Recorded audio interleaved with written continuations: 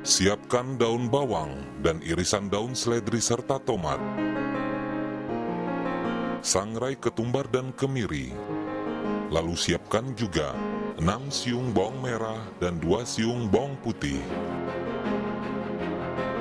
Serta salam, jahe, kunyit dan serai. Haluskan semua bumbu-bumbu tadi.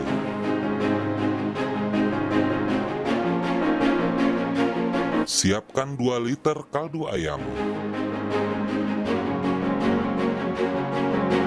Tumis bumbu yang telah dihaluskan tadi hingga harum.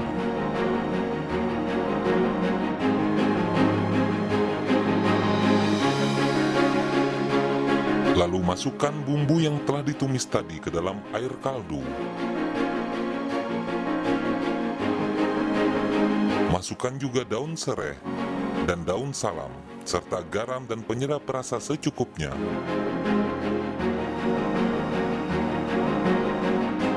Masukkan suiran ayam goreng ke dalam kuah kaldu. Kol dan tauge. Bihun.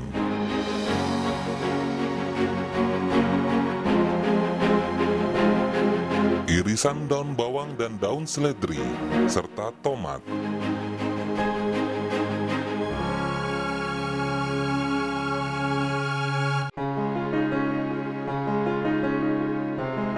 Beri telur dan cabai secukupnya,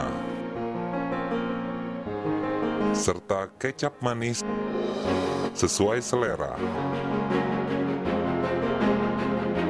dan bawang goreng. Soto siap disajikan.